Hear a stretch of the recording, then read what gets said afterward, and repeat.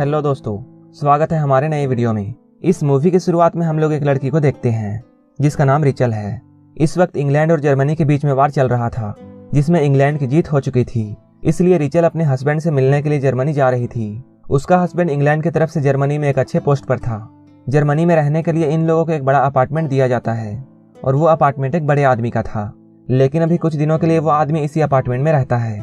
रात में जब ये दोनों मिलते हैं तब ये दूसरे को वॉर के बारे में बताते हैं। इन्हें भी बाकी लोगों की तरह वॉर में काफी तकलीफें झेलनी पड़ी हैं। अगले दिन ब्रेकफास्ट करते हुए रिचल अपने हस्बैंड से ये पूछती है, इस घर का ओनर अभी भी इस घर में क्यों रुका हुआ है। रिचल चाहती थी वो आदमी यहाँ से चला जाए, लेकिन लुइस उसे समझाता है और कहता है अभी बाहर के हालात ठीक नहीं है, इसलिए वो अभी जाने के लिए नहीं कह सकता है। अगले दिन जब रिचल घर में घूम रही होती है तब वो इस अपार्टमेंट के ओनर स्टीफन की बेटी फ्रीडा को पियानो बजाते हुए देखती है। रिचल जब वहाँ पहुँचती है तभी स्टीफन भी वहाँ आ जाता है और वो अपनी बेटी को ऐसा करने से मना करके वहाँ से भेज देता है और वो रिचल से इसके लिए सॉरी बोलता है। स्टीफन रिचल को बताता है ये पियानो उसकी वाइफ का है, लेकिन इस वॉर में उसकी मौत हो चुकी है और फ्रीडा अपनी मॉम को मिस करती है, इसलिए वो इस पियानो को बजाती है। स्टीफन की बात सुनकर रिचल को उसके लिए काफी बुरा लगता है। एक रात लुइस के दोस्त उसके घर में डिनर करने के लिए आते हैं। तब वो लोग रिचल से कहते हैं उन्हें जल्द ही इस घर के ऑनर को इस घर से निकाल देना चाहिए। वो लोग कहते हैं हो सकता है वो आदमी तुम्हारे खिलाफ कोई साजिश कर रहा हो, लेकिन लुइस इन लोगों को रोकता है और वो कहता है ऐसा कुछ भी नहीं है। लेकिन लुइस के दोस्त यहाँ नहीं रुकते हैं। इसके बाद वो स्टीफन को अपने ऑफिस में बुलाकर इंक्वायरी करते हैं, लेकिन लुइस को जैसे ही इस बात का पता चलता है वो इस इंक्वायरी को बंद करवा देता है। इधर घर में रिचल देखती है उसके घर के दीवार पर लगी एक पेंटिंग गायब है। इसके बाद वो स्टीफन से इसके बारे में पूछती है। स्टीफन इस वक्त काफी गुस्से में होता है, इसलिए वो रिचल से ये कहता है तुम मुझे इस घर से निकालना चाहती हो और इसलिए ऐसा कर रही हो। इसके बाद वो रिचल को किस करता है और वो बोलता है तुम्हारे लिए यह सही रीजन है ताकि तुम मुझे घर से निकाल सको। यहाँ रिचल उसे कुछ भी बोल नहीं पाती है। रात में लुइस और रिचल इंटीमेट होने वाले होते हैं, लेकिन अचानक लुइस को एक कॉल आता है और उसे अपनी ड्यूटी के लिए जाना पड़ता है। रात में लोग प्रोटेस्ट कर रहे थे और यहीं पर स्टीफन को चोट लग जाती है। जब वो घर आता है तब रिचल उसे देखकर उसकी मरहम पट्टी करती है।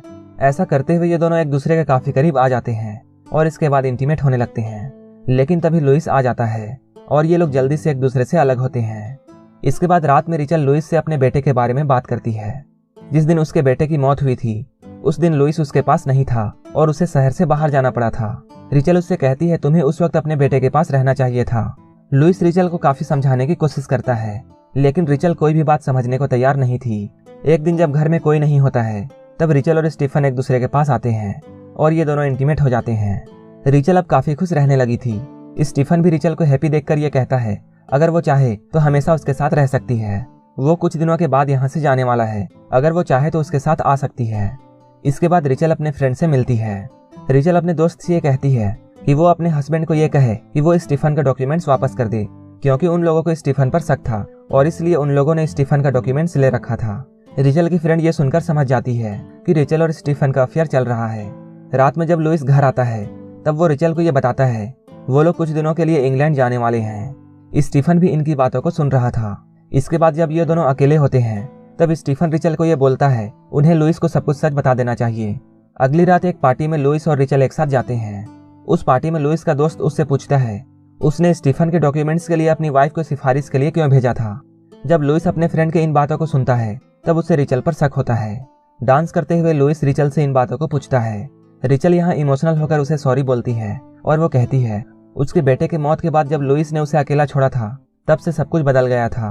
पार्टी के बाद ये दोनों घर जा रहे थे, लेकिन रास्ते में ही फ्रेडा का बॉयफ्रेंड इन लोगों पर अटैक कर देता है, क्योंकि वो एक जर्मन था और वो इंग्लैंड के गवर्नमेंट के खिलाफ था।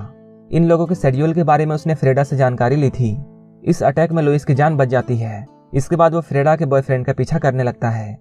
फ्रेडा का बॉयफ्रेंड भागते हुए बर्फ से ढकी नदी तक पहुंच जाता है। तभी उसका पैर फिसल जाता है और वो वहां गिर जाता है और उसकी मौत यहीं पर हो जाती है। इसके बाद लुइस घर पहुंचता है और वो अपने बेटे के बारे में सोचकर रोने लगता है। लुइस रिचल से बोलता है वो जब भी अकेला होता है तब वो अपने बेटे और रिचल को बहुत मिस करता है। रिचल लुइस की बातों को सुनकर उसे गले से लगा लेती है। इसके बाद हम लोग स्टीफन को देखते हैं। वो अपनी बेटी फ्रीडा के साथ जा रहा था और रिचल भी उसके साथ होती है, लेकिन जाते हुए रिचल अचानक अपने फैसले को बदल लेती है। स्टीफन उसे समझाने की कोशिश करता है और वो कहता है उसे ऐसा नहीं करना चाहिए, लेकिन रिचल स्टीफन के साथ नहीं जाती है। इसके बाद वो वापस लुइस के पास आती है। लुइस भी रिचल की सारी गलतियों को माफ कर देता है और रिचल भी अब लुइस के साथ अपनी नई जिंदगी की शुरुआत करती है। इसके बाद ये दोनों इंग्लैंड चले जाते हैं और यहीं पर ये मूवी खत्म हो जाती है। अगर आपको ये मूवी अच्छी लगी हो तो एक लाइक जरूर कर देना और ऐसे ही मूवीज के लिए मेरे चैनल को जरूर सब्सक्राइब कर लेना।